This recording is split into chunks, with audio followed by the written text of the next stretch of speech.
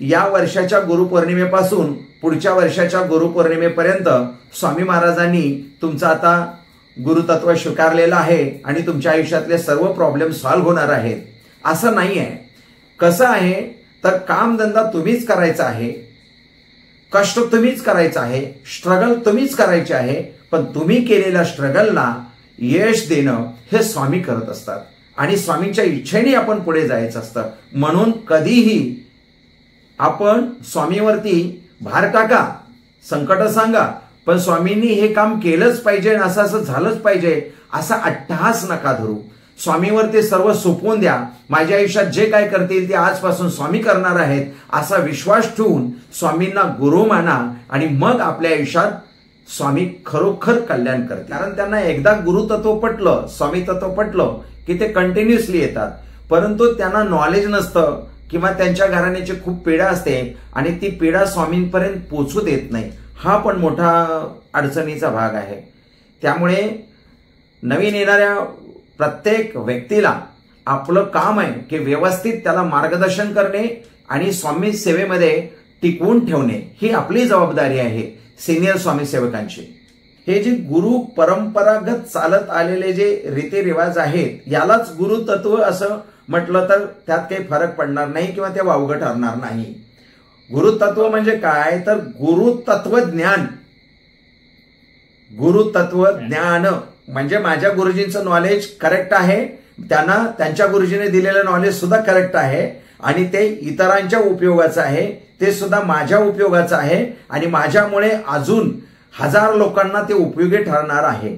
अशा पद्धतीचं जे तत्व आहे याला गुरुतत्व असं म्हणतात.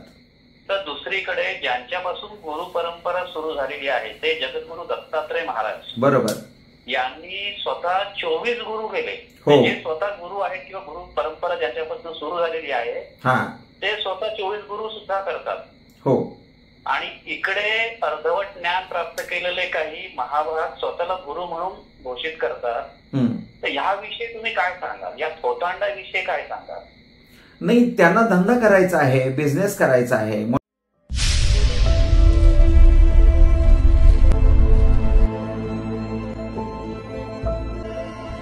श्री स्वामी समर्थ. गुरुर् ब्रह्मा गुरुर्विष्णू गुरुर्देव महेश्वरा गुरु साक्षात परब्रह्म तस्मै श्री गुरुवे नमः. गुरु म्हणजेच ब्रह्मदेव, गुरु म्हणजेच भगवान विष्णू आणि गुरु म्हणजेच ईश्वर महादेव म्हणजेच महेश्वर. या त्रिमूर्ती जेव्हा एकत्रित आल्या तेव्हा दत्तप्रभूंचा आविष्कार झाला. दत्तप्रभू म्हणजेच श्रीपाद श्री वल्लभ म्हणजेच श्री नृसिंह सरस्वती म्हणजेच श्री स्वामी समर्थ महाराज. श्री स्वामी समर्थ महाराजांच्या चरणी त्रिवार वंदन करून आजच्या विषयाला आपण सुरुवात करत आहोत. आजचा विषय आहे श्री गुरु पौर्णिमा. 10 जुलै 2025 रोजी श्री गुरु पौर्णिमा आहे. त्यानिमित्ताने श्री सुनील साळवी साहेब आपणास प्रश्न विचारणार आहेत. आता ते आपल्या सोबत समक्ष नसले तरी फोनवरती आहेत, त्यांचा आवाज आपल्याला ऐकायला येईल. ते आपल्यासाठी प्रश्न विचारणार आहेत, म्हणून ते प्रश्न विचारणार आहेत आणि त्या प्रश्नाचे उत्तर आम्ही देणार आहोत. सुनील साळवे साहेब नमस्कार. नमस्ते गुरुजी. श्री स्वामी समर्थ. श्री स्वामी समर्थ. आज आपण बऱ्याच दिवसानंतर स्वामी सेवकांसाठी प्रश्न विचारत आहात. आपलेही स्वागत. आणि असेच वरच्यावर आपण असेच स्वामी सेवकांसाठी प्रश्न विचारता. आपले कौतुक करावे तेवढे थोडेच आहे, परंतु नेमके आपल्याला स्वामी सेवकांच्या मनातील प्रश्न कळतात आणि त्या पद्धतीने आपण प्रश्न विचारत असता आणि ते प्रश्न नेहमीच आपल्या स्वामी सेवकांपर्यंत पोहोचत असतात. म्हणून स्वामींनी तुमची निवड केलेली आहे की काय असं आपल्याला भासवतं आणि ते सत्यही आहे. सर्व स्वामींचीच लीला आहे. कर्ते करू ते महाराज आहेत, आपण निमित्त मात्र आहोत. बरोबर आहे. महाराजांनी आपल्याला एक भूमिका वठवायला दिली आहे. ती भूमिका आपण प्रामाणिकपणे आणि निष्ठेने निभवायची, इतकंच आपलं या जीवितात कार्य आहे. बरोबर. आणि आपण जे काम करता समाज सुधारण्याचं किंवा लोकांना चुकीकरती लोकांना मार्गदर्शन करण्याचं, बरोबर, या कार्यामध्ये महाराजांनी माझ्याकडून खालचा वाटा उचलून घेतलेला आहे. होय, बरोबर आहे. त्या निमित्ताने आपण अशा संवादातून हे सगळे व्हिडिओ लोकांच्या कल्याणासाठी, लोकांना त्यातून मार्ग मिळण्यासाठी आपण तयार करत असतो. बरोबर. तर आज आपण विषय घेतला आहे गुरुपौर्णिमा. हो, बरोबर. गुरुजी 10 जुलैला गुरुपौर्णिमा साजरी केली जाणार आहे. गुरुपौर्णिमा तोंडावर आहे. बरोबर. आणि भाविक भक्त सेवेकरी सर्वांसाठी हा दिवस अत्यंत महत्वाचा गणला जातो. बरोबर आहे. आपण गुरुपौर्णिमेचं आध्यात्मिक महत्व कशा पद्धतीने समजावून सांगा. जे गुरुतत्व आहे, दत्तगुरूच्या माध्यमातून जे गुरुतत्व आणि गुरु परंपरा आपल्याला लाभलेली आहे, ही गुरु परंपरा म्हणजे श्री स्वामी समर्थ महाराजांची गुरु परंपरा आहे आणि श्री दत्तगुरूंची म्हणजे श्री नृसिंह सरस्वतींची सुद्धा ही गुरु परंपरा आहे आणि ही अशीच गुरु प्रणाली आहे. ते सरळ जाऊन दत्तप्रभूंपर्यंत पोहोचते.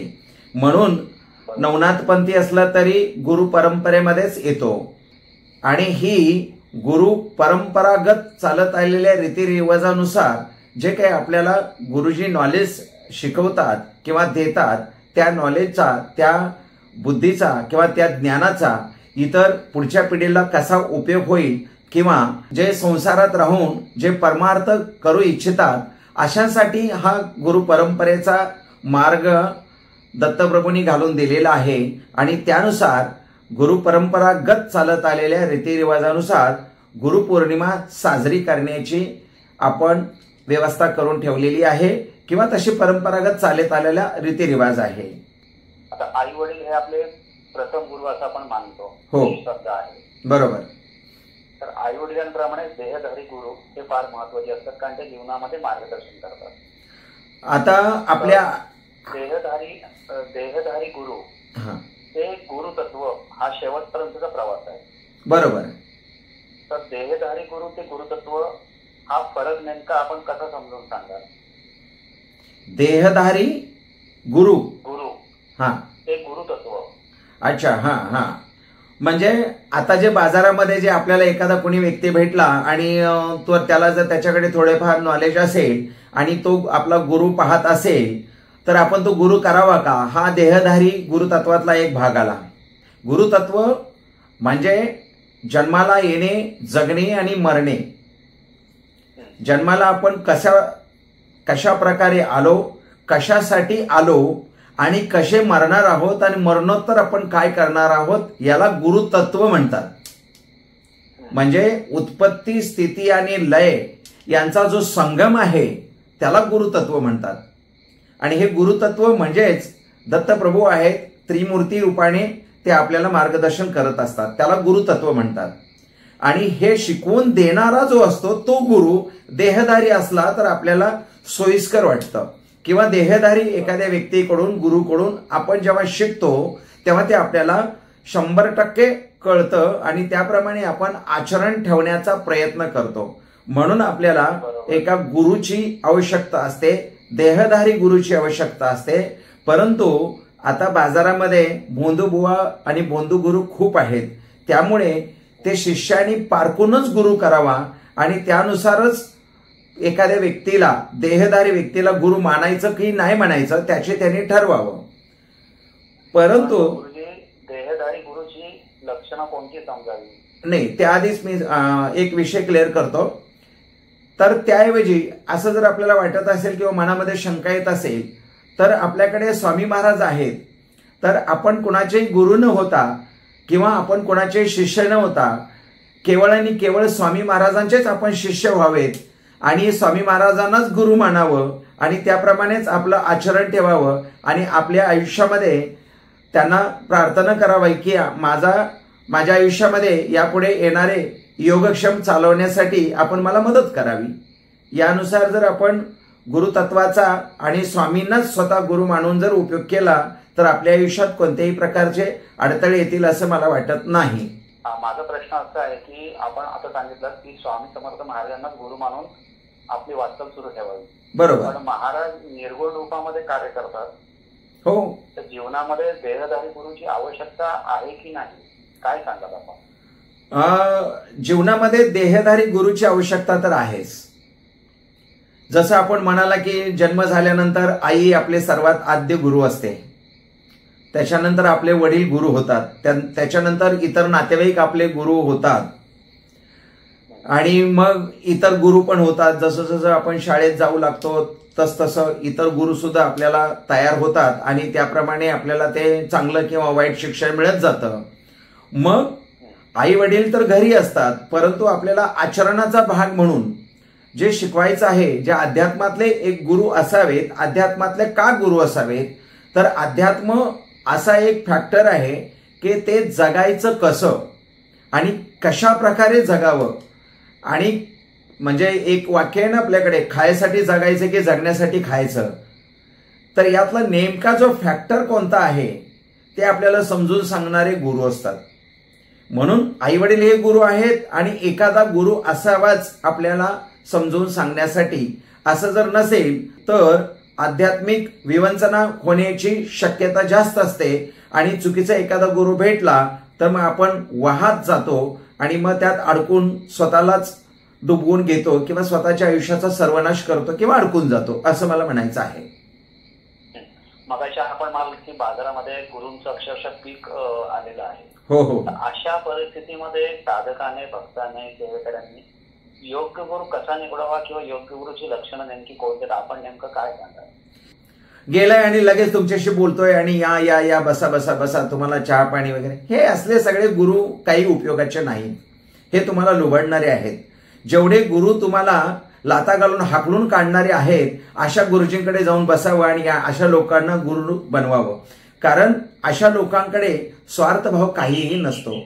ते केवळ जगायचं आणि लोकांना ज्ञान देण्यासाठीच आलेले असतात. त्यामुळे देहदारी आणि संसारात अडकून पडलेल्या लोकांपासून असे गुरु शक्यतो लांब गेलेले असतात आणि त्यांच्याकडे ज्ञानाचा भंडार असतो. म्हणून ते आपल्याशी तसं वागत असतात की माझ्याकडे येऊ नको, तुझा संसार कर वगैरे वगैरे. बऱ्याच गोष्टीतून ते आपल्याला समजावून सांगत असतात. तर अशी जर कृती जर आपल्याला आढळली तर अशा गुरुच्या पाठीमागे आपण अवश्य जावं. असा गुरु निस्वार्थी असतो आणि अशा गुरुपासून आपल्या आयुष्याला किंवा तुम्हाला चुकीचं वळण लावण्यासाठी अजिबात धोका नाही. तर अशा गुरुजींची आपण प्राथमिक लेवलला निवड करू शकता. म्हणजे थोडक्यात असं की गोड बोलणारा गुरु नसावा, थोडा कडक बोलणारा आणि तुम्हाला वळण लावणारा गुरु असावा. म्हणजे जसं शाळेमध्ये एखादा शिक्षक असतो गोड बोलून शिकवतो आणि एखादा शिक्षक असतो फटके मारून शिकवतो. दोघांमध्येही एकच भाव आहे की विद्यार्थ्यांना शिक्षण मिळावं. परंतु जो गोड बोलून शिकवतोय तो शिकवतच आहे पण त्याला काही जास्त पडलेलं नसतं.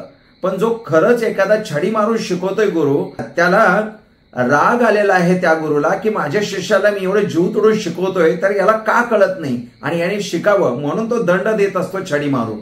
तर असे गुरु आपल्या कामाचे आहेत. आता गुरु, सद्गुरु, परमगुरु, परात्पर गुरु आणि गुरुतत्व, हो, यामधला फरक कसं सांगाल किंवा प्रत्येक पायरीचं महत्व कसं समजून सांगाल? खूप चांगला प्रश्न आहे. आपल्याला फक्त गुरुच माहिती आहे, बस याच्या पलीकडे काहीच माहित नाही. गुरु तर गुरुच असतो, पण गुरु हा शब्दच फार मोठा आहे, मौल्यवान आहे. त्याची तुलना कोणाशीही करता येत नाही. त्याला सद असा शब्द लावलाय आपण. त्याच्या पुढचे तुम्ही सेकंड स्टेप बोललात. गुरुच्या नंतर तुम्ही बोललात की सद्गुरु.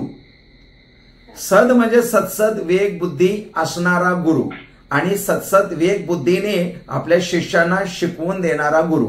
शिकवण देणारा गुरु म्हणजे जो आपला गुरु आहे तो सत्सद विवेक बुद्धीचा असावा आणि आपल्याला सुद्धा त्याने सत्सद विवेक बुद्धीनेच शिक्षण आपल्याला द्यावे आणि आपली सुद्धा सत्सद विवेक बुद्धी जागृत करावी. असा एखादा गुरु, त्याला आपण सद्गुरु असं म्हणतो.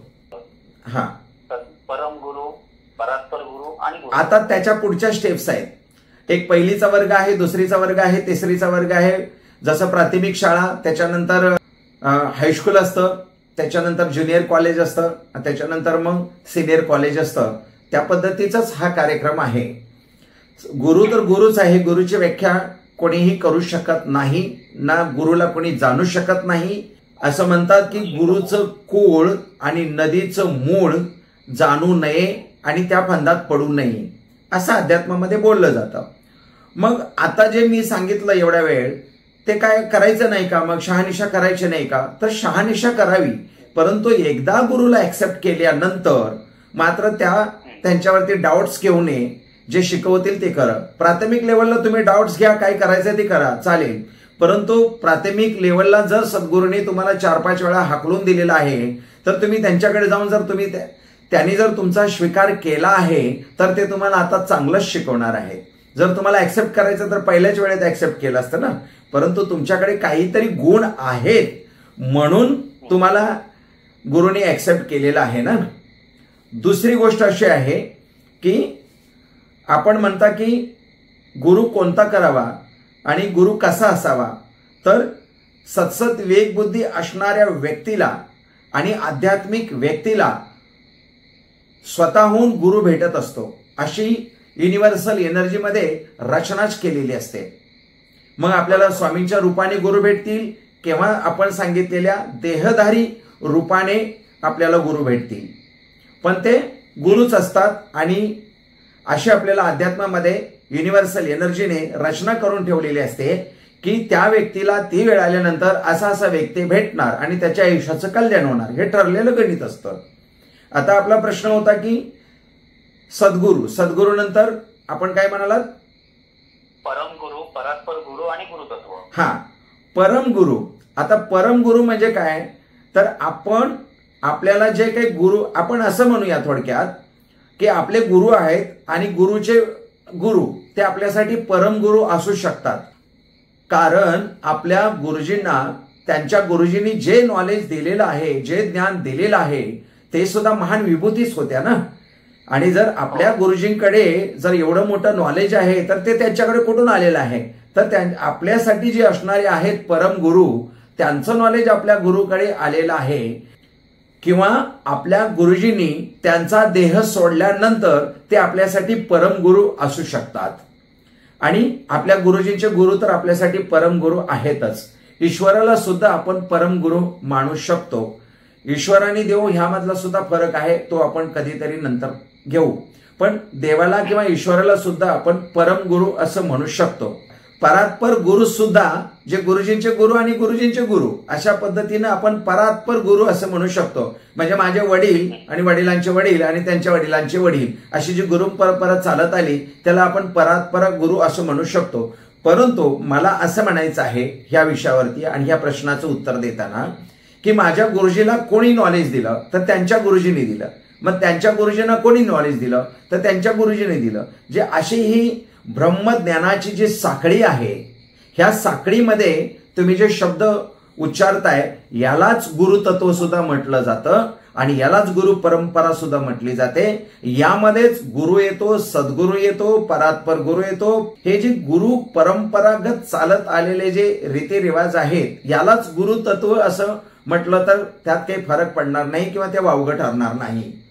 गुरुतत्व म्हणजे काय? तर गुरुतत्वज्ञान. गुरुतत्वज्ञान म्हणजे माझ्या गुरुजींचं नॉलेज करेक्ट आहे, त्यांना त्यांच्या गुरुजीने दिलेलं नॉलेज सुद्धा करेक्ट आहे आणि ते इतरांच्या उपयोगाचं आहे, ते सुद्धा माझ्या उपयोगाचं आहे आणि माझ्यामुळे अजून 1000 लोकांना ते उपयोगी ठरणार आहे.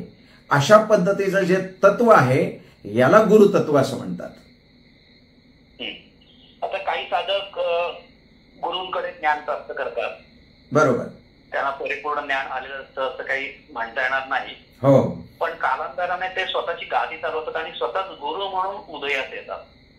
हो, आणि परिपूर्णता आलेली नसल्यामुळे कालांतराने त्यांचं पितळ उघडं पडतं. हो, बरोबर आहे. तर दुसरीकडे ज्यांच्यापासून गुरु परंपरा सुरू झालेली आहे ते जगद्गुरु दत्तात्रय महाराज, बरोबर, यांनी स्वतः 24 गुरु केले. म्हणजे स्वतः गुरु आहेत किंवा गुरु परंपरा ज्यांच्यापासून सुरू झालेली आहे ते स्वतः 24 गुरु सुद्धा करतात. हो, आणि इकडे अर्धवट ज्ञान प्राप्त केलेले काही महाभारत स्वतःला गुरु म्हणून घोषित करतात. तर ह्याविषयी तुम्ही काय सांगाल? या थोतांडाविषयी काय सांगाल? नाही, त्यांना धंदा करायचा आहे, बिझनेस करायचा आहे म्हणून तर म्हटलं ना. अशा गुरुकडे गेल्यानंतर तुम्हाला ते कधीही हाकलून लावणार नाहीत. ते लगेच बसायला चादर घालणार, तुम्हाला पाणी देणार, चहा देणार, तुमची व्यवस्था करणार, लगेच व्यवस्था करणार. म्हणजे सगळ्यात गुरु कसा ओळखायचा आपण आता उलट विषयाला सुरुवात करतोय.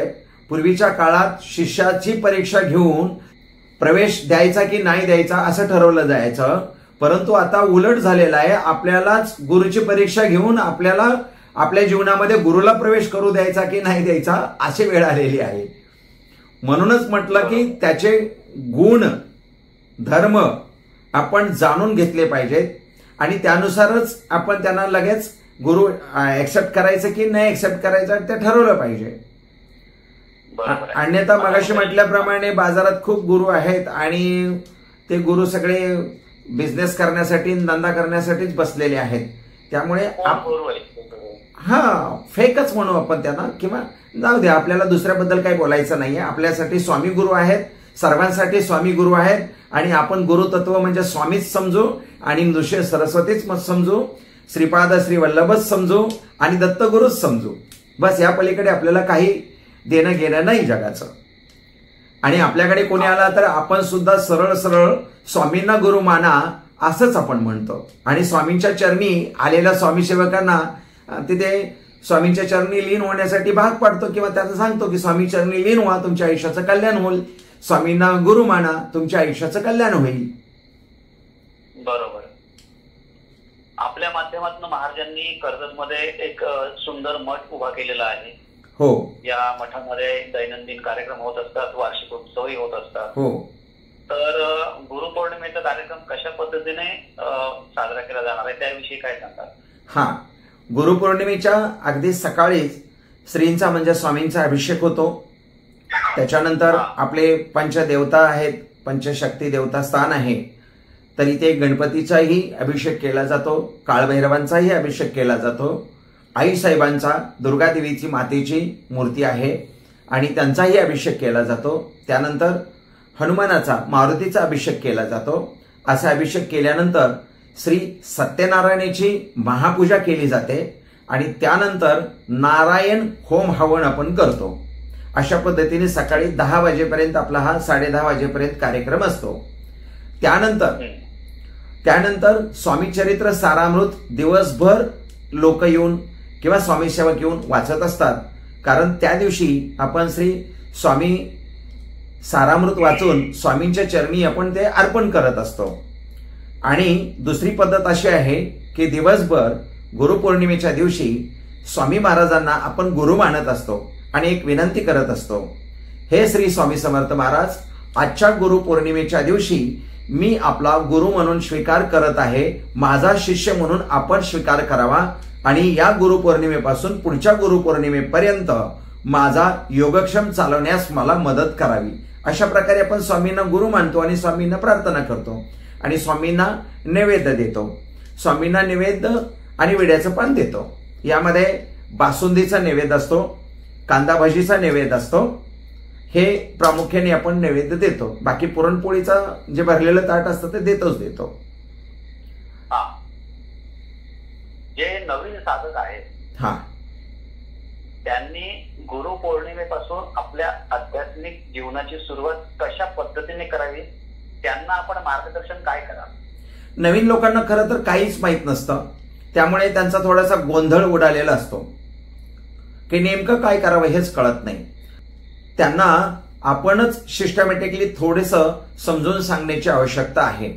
कारण स्वामींचा मार्ग हा भक्ती मार्ग आहे. हा भक्ती मार्ग आपण जर त्यांना व्यवस्थित दाखवून दिला आणि सायंटिफिकली टेम्परामेंटमध्ये जे जे काय घडतं ते समजावून सांगितलं की ते बरोबर प्रत्येक गुरुवारी स्वामींची आरती घेण्यासाठी येतात, आरती करण्यासाठी येतात, सेवा करण्यासाठी येतात. हा माझा अनुभव आहे. कारण त्यांना एकदा गुरुतत्व पटलं, स्वामी तत्व पटलं की ते कंटिन्युअसली येतात. परंतु त्यांना नॉलेज नसतं किंवा त्यांच्या घराण्याची खूप पीडा असते आणि ती पीडा स्वामींपर्यंत पोचू देत नाही. हा पण मोठा अडचणीचा भाग आहे.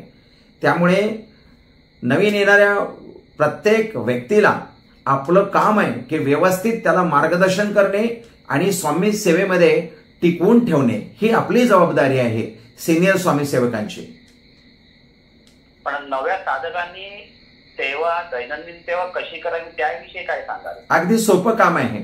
सगळ्यात आल्यानंतर स्वामी महाराजांना अगदी गुरुपौर्णिमा नसेल, मधलाच कुठला तरी दिवस असेल किंवा महिना असेल, त्या महिन्यामध्ये एखादा नवीन स्वामी सेवक आला तर स्वामींसमोर जर त्याची इच्छा असेल तर आपण स्वामी समोर बसून जे गुरुपौर्णिमेला कार्यक्रम घेतो तोच कार्यक्रम त्या दिवशी त्याच्याकडून करून घ्यावा. हे श्री स्वामी समर्थ महाराज, तुम्ही माझे गुरु आणि मी तुमचा शिष्य, माझा शिष्य म्हणून स्वीकार करून घ्यावा.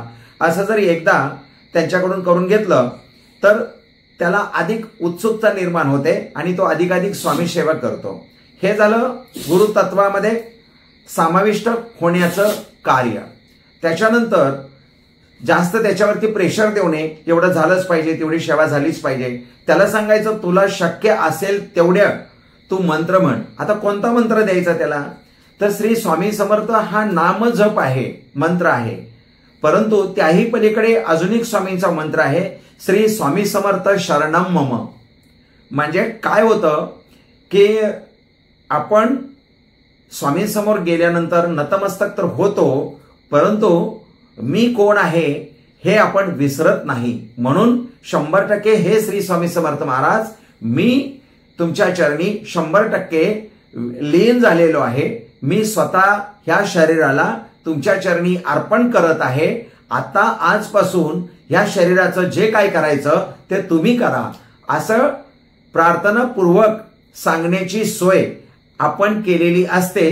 त्या पद्धतीने आपण नवीन साधकाला किंवा नवीन स्वामीसेवकाला समजून सांगावं आणि त्याला आपण सेवेमध्ये आणण्याचा प्रयत्न करावा. अशा पद्धतीने सोप्या सोप्या गोष्टी आहेत. शिवाय श्री स्वामी समर्थ शरणम मम हा मंत्र वाटेल तेव्हा, वाटेल त्या वेळेत, वाटेल तेवढा म्हणत जा असं म्हणून सांगावं. आणि मग एकदा का तो स्वामी सेवेत आला, श्री स्वामी समर्थ शरणम मम असं म्हणायला लागला, स्वामींना शरण गेला की स्वामी सुद्धा त्याला लवकर मदत करतात आणि त्याचे प्रॉब्लेम लवकर सॉल्व्ह होतात. मग हळूहळू त्याची सेवा वाढवावी. स्वामी चरित्र सारामृत 3 अध्याय वाचायला सांगावे, मग त्याला अधिकाधिक सेवा द्यावेत. गुरुचरित्र वाचायला सांगावं, नवनाथ पारायण करायला सांगावं. अशा वेगवेगळ्या प्रकारच्या सेवा आहेत.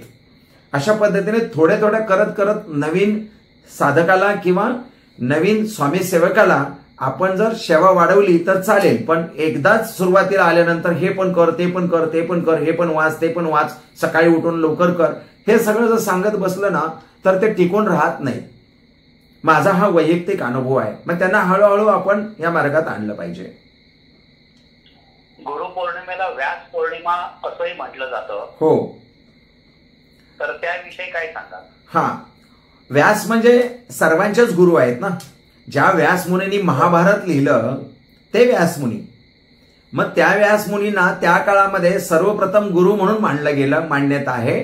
आणि सर्वप्रथम गुरुपौर्णिमा आणि गुरु म्हणून मान्यता जी मिळाली ते व्यासांना मिळालेली आहे. म्हणून व्यास पौर्णिमा असं म्हटलं जातं. गुरुतत्व खऱ्या अर्थाने तिथूनच सुरू झालेलं आहे. परंतु त्यावेळेला त्यांचे एवढे मनावेशी शिष्य नव्हते, म्हणून ते पुढे जाऊन कोणीतरी गुरुपौर्णिमा साजरी केली आणि सर्वाध्य गुरु कोण आहे तर व्यास आहेत असं सांगून त्यावेळेला तेव्हापासून ती परंपरा सुरू झाली आहे. व्यास पौर्णिमा किंवा व्यासांना गुरु मानायची पद्धत सुरू झाली आहे. एक शेवटचा प्रश्न विचारून आपण या चर्चेला पूर्णविराम देऊ. बर, गुरुपौर्णिमेनिमित्त आपण भाविक भक्त साधकांना काय शुभेच्छा संदेश द्या? हा, या गुरुपौर्णिमेपासून पुढच्या गुरुपौर्णिमेपर्यंत आपल्या स्वामी सेवकांना एक खास आशीर्वाद स्वामींकडून देतच आहे. परंतु हा आशीर्वाद नुसताच आशीर्वाद असू नये, तर खऱ्या अर्थाने जर स्वामींकडून आशीर्वाद आपल्यापर्यंत पोहोचणार असेल तर एक वाक्य लक्षात ठेवलं पाहिजे. आपल्या आयुष्यात आलेलं प्रत्येक संकट हे त्या काळातलं आपलं ट्रेनिंग असतं. म्हणून संकटांना सामोरे गेलं पाहिजे. संकटांना तुडवत जाण्याचं सामर्थ्य निर्माण करणं गरजेचं आहे आणि ते सामर्थ्य निर्माण करण्यासाठी स्वामींची मदत मागणं गरजेचं आहे. आणि स्वामींनी जर आपल्याला एकदा मदत करायचं ठरवलं तर आपण आपल्या आयुष्यात आलेल्या सर्वच समस्यांना तुडवत जाण्याचं सामर्थ्य निर्माण कराल. अशा पद्धतीनं आपण स्वामी सेवकांचे मनोधैर्य वाढवू शकतो. परंतु मी कधीही असं म्हणणार नाहीये की या वर्षाच्या गुरुपौर्णिमेपासून पुढच्या वर्षाच्या गुरुपौर्णिमेपर्यंत स्वामी महाराजांनी तुमचं आता गुरुतत्व स्वीकारलेलं आहे आणि तुमच्या आयुष्यातले सर्व प्रॉब्लेम सॉल्व्ह होणार आहेत असं नाही आहे. कसं आहे तर कामधंदा तुम्हीच करायचा आहे. कष्ट तुम्हीच करायचं आहे, स्ट्रगल तुम्हीच करायचे आहे, पण तुम्ही केलेल्या स्ट्रगलला यश देणं हे स्वामी करत असतात आणि स्वामींच्या इच्छेने आपण पुढे जायचं असतं. म्हणून कधीही आपण स्वामीवरती भार टाका, संकट सांगा, पण स्वामींनी हे काम केलंच पाहिजे, असं असं झालंच पाहिजे असा अट्टहास नका धरू. स्वामीवरती सर्व सोपवून द्या. माझ्या आयुष्यात जे काय करतील ते आजपासून स्वामी करणार आहेत असा विश्वास ठेवून स्वामींना गुरु माना आणि मग आपल्या आयुष्यात स्वामी खरोखर कल्याण करतील. संतश्रेष्ठ ज्ञानेश्वर महाराजांनी पसायदानाच्या माध्यमातून समष्टीच्या कल्याणाची प्रार्थना केली. बरोबर. तसं आपण स्वामी महाराजांकडे गुरु म्हणून गुरुपौर्णिमेनिमित्त काय प्रार्थना करावी? मी आता हेच प्रार्थना करणार आहे की सर्व स्वामी सेवकांमध्ये संकटांना सामोरं जाण्याचं धैर्य निर्माण झालं पाहिजे. संकटांना तुडवत जाण्याची ताकद प्रत्येक स्वामी सेवकामध्ये निर्माण झाली पाहिजे. आणि तेच मी स्वामी सेवकांना विनंती करून स्वामींच्या चरणी प्रार्थना करतो की प्रत्येक स्वामी सेवकांना आणि आपल्या भक्तांना आणि आपल्या शिष्यांना हे श्री स्वामी समर्थ महाराज समस्यांना तुडवत जाण्याचं त्यांच्यामध्ये सामर्थ्य निर्माण होऊ द्या. त्यांना दुःखाची जाणीव असू द्या, कारण दुःखाची जाणीव असल्याशिवाय सुख हे कधीच मिळत नाही. म्हणून सुख हे मिळवावं लागतं, आपोआप मिळत नाही, याची सुद्धा आपल्याला जाणीव असली पाहिजे. म्हणून अडचणी आणि प्रॉब्लेम आपल्या आयुष्यात आलेच पाहिजेत आणि अडचणी आणि प्रॉब्लेम आल्याशिवाय आपल्याला शिकायला मिळत नाही आणि आपल्याला शिकायला मिळाल्याशिवाय आपल्याला त्यातून बाहेर कसं पडायचं हे कळत नाही. ज्ञानेश्वर माऊलींची जी उंची होती अध्यात्माची ती फार उच्च कोटीची होती, त्यामुळे त्यांनी पसायदान लिहिलेलं आहे. तेवढी उंची आपल्याला तरी गाठणं अशक्य आहे, परंतु स्वामी कृपेने जे आम्हाला ज्ञान प्राप्त झालेलं आहे ते असंच ज्ञान प्राप्त झालेलं आहे की आपल्या आयुष्यात अडचणी आल्याच पाहिजेत. अडचणी आल्याशिवाय आपल्याला ज्ञान प्राप्त होणार नाही आणि ज्ञान प्राप्त झाल्याशिवाय आपल्या आयुष्याचं कल्याण होणार नाही. म्हणून प्रत्येक समस्येवर मात करणारं एकमेव शस्त्र म्हणजे नॉलेज, नॉट मनी. पैशाने कोणताही प्रश्न सुटत नाही, फक्त आणि फक्त नॉलेज पाहिजे. आणि counselling is a best medicine for our life. Maharaj सर्वांचं कल्याण करो अशी प्रार्थना करून आजची प्रश्नोत्तराच्या माध्यमातून निर्माण झालेला हा संवाद आपण इथे थांबवत आहोत. आपल्याला हा कार्यक्रम कसा वाटला आम्हाला नक्की कळवा. लाईक करा, शेअर करा आणि सबस्क्राईब करायला विसरू नका. पाहत राहा अध्यात्म, विज्ञान आणि परंपरा युट्यूब चॅनल. धन्यवाद गुरुजी. धन्यवाद. आपण मी चर्चा थांबवतोय. हो. स्वामी समर्थ. श्री स्वामी समर्थ.